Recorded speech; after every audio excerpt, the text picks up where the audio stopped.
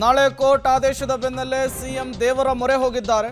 ಹಾವೇರಿಯ ರಾಣೆಬೆನ್ನೂರು ದೇವರಗುಡ್ಡಕ್ಕೆ ಇವತ್ತು ಸಿಎಂ ಭೇಟಿ ಕೊಟ್ಟಿದ್ದಾರೆ. ಐತಿಹಾಸಿಕ ಮಾಲತೇಶ ದೇವರ ದರ್ಶನವನ್ನು ಪಡೆದು ಸಿಎಂ ಸಿದ್ದರಾಮಯ್ಯನವರು ವಿಶೇಷ ಪೂಜೆಯಲ್ಲೂ ಕೂಡ ಭಾಗಿಯಾಗಿದ್ದಾರೆ.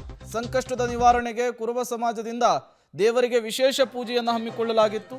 ಈ ಪೂಜೆಯಲ್ಲಿ ಸಿಎಂ ಸಿದ್ದರಾಮಯ್ಯನವರು ಭಾಗಿಯಾಗಿದ್ದಾರೆ. ಅದರ ವಿಜುವಲ್ಸ್ ಅನ್ನು ಕೂಡ ನೀವು ಗಮನಿಸ್ತಾ ಇದ್ದೀರಿ. ನಾಳೆ ಪ್ರಾಸಿಕ್ಯೂಷನ್ ಭವಿಷ್ಯ ನಿರ್ಧಾರವಾಗಲಿಕ್ಕಿದೆ. ಅದರ ಬೆನ್ನಲ್ಲೇ ಸಿಎಂ ಸಿದ್ದರಾಮಯ್ಯನವರು ಹಾವೇರಿ ಪ್ರವಾಸದಲ್ಲಿದ್ದಾರೆ. ಐತಿಹಾಸಿಕ ಮಾಲತೇಶ ದೇವರ ದರ್ಶನವನ್ನು ಪಡೆದು ವಿಶೇಷ ಪೂಜೆಯಲ್ಲೂ ಕೂಡ ಭಾಗಿಯಾಗಿದ್ದಾರೆ.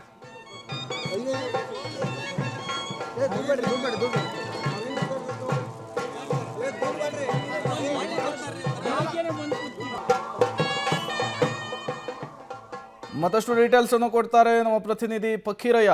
ದೂರವಾಣಿ ಸಂಪರ್ಕದಲ್ಲಿ ಜಾಯಿನ್ ಆಗಿದ್ದಾರೆ. ಫಕೀರಯ್ಯ, ನಾಳೆ ಸಿಎಂ ಪ್ರಾಸಿಕ್ಯೂಷನ್ ಭವಿಷ್ಯ ನಿರ್ಧಾರವಾಗುತ್ತೆ. ಈ ಬೆನ್ನಲ್ಲೇ ಸಿಎಂ ಸಿದ್ದರಾಮಯ್ಯನವರು ಹಾವೇರಿಯಲ್ಲಿ ಟೆಂಪಲ್ ರನ್ ಮಾಡಿರುವಂಥದ್ದು. ಇವತ್ತಿನ ಪೂಜೆಯ ವಿಶೇಷತೆ ಜೊತೆಗೆ ಯಾರ್ಯಾರೆಲ್ಲ ಭಾಗಿಯಾಗಿದ್ರು ಡೀಟೇಲ್ಸ್ ಕೊಡೋದಾದ್ರೆ.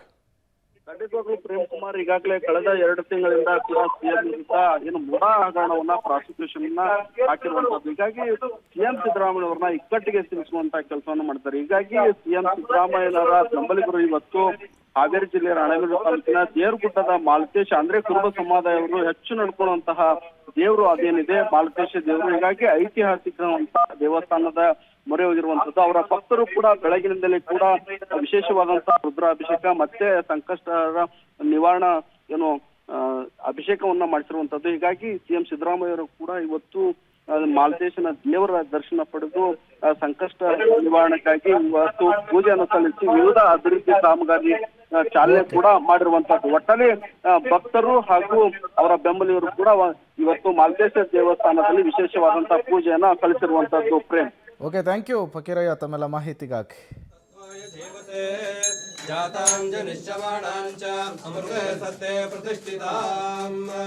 ಉತ್ತರ ಮಂಗಲ ಮಹಾನೇರಾಂಜನ ದೇವಂ ದರ್ಶಯಾಮಿ.